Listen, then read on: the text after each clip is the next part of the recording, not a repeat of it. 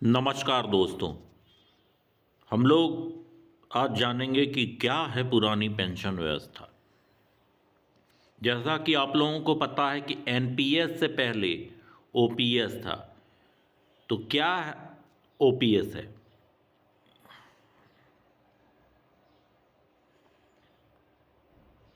पुरानी पेंशन क्यों फायदेमंद माने क्या है कि बहुत से लोगों को ये लग रहा है और है भी कि पुरानी पेंशन क्यों फायदेमंद है।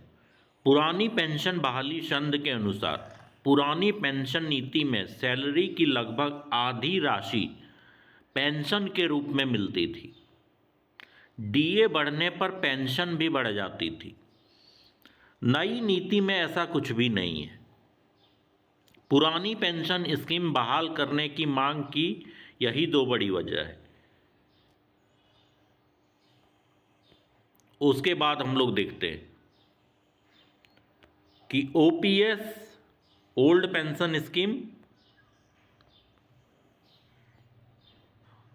ओपीएस पेंशन के लिए वेतन से कटौती नहीं, पूरा पेंशन सरकार देती है। एनपीएस कर्मचारी को खुद ईपीएफ में प्रतिमाह 10 से 12% की कटौती करवानी होती है। ओपीएस निश्चित पेंशन की गारंटी है, एनपीएस गारंटी नहीं है। पूरा कार्यभार बीमा कंपनियों पर जो शेयर बाजार पर निर्भर। ओपीएस अंतिम वेतन का 50% मिलता है, साथ में ग्रेचुइटी यानी 16.5 माह का वेतन भी। एनपीएस कोई सुविधा नहीं। ओपीएस सेवा काल में ग्रेचुइटी की सुविधा, आश्रित को पारिवारिक पेंशन और नौकरी भी। एनपीएस कोई सुविधा नहीं। ओपीएस महंगाई भत्ता और जीपीएफ से लोन लेने की सुविधा। एनपीएस कोई सुविधा नहीं।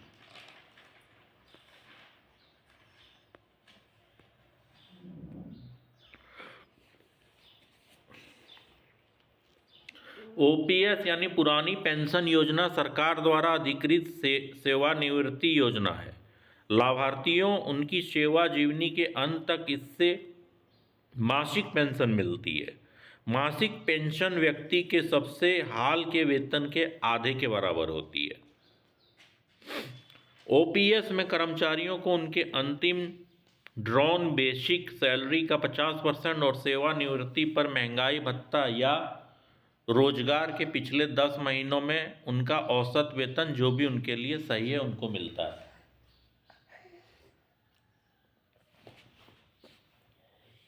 थोड़ा सा पकड़ो नहीं। पराठा अभी तक बनाया नहीं।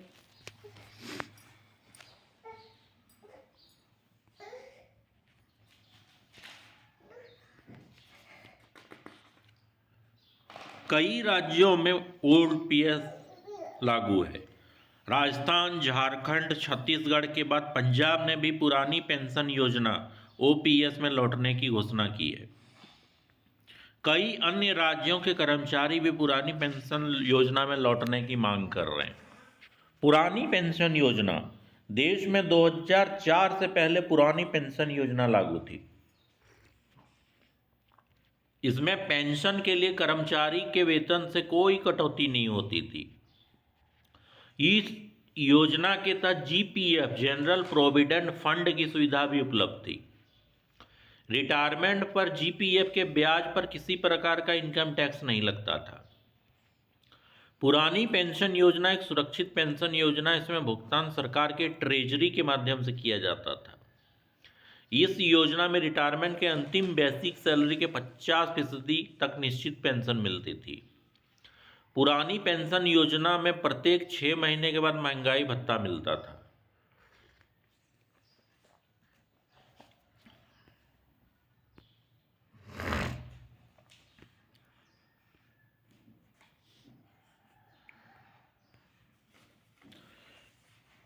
पुरानी पेंशन योजना को दिसंबर 2003 में सरकार द्वारा समाप्त कर दिया गया था।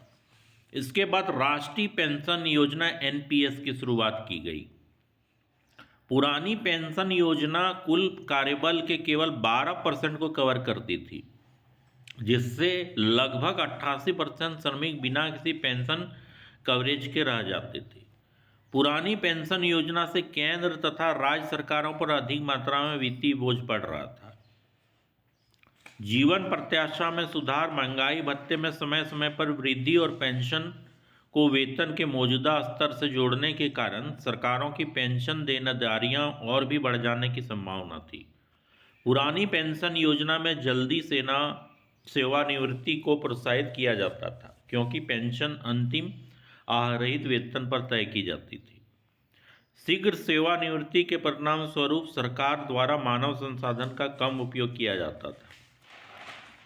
तो ये रीजन लगभग दिया गया है, आप लोग खुद सोच सकते हैं क्या प्रोस और क्या कौन सा इसका ओपीएस का, और क्या फ़ायदा है एनपीएस का, क्या यूपीएस का या ओपीएस का। ठीक है, ज़रूर कमेंट कीजिएगा।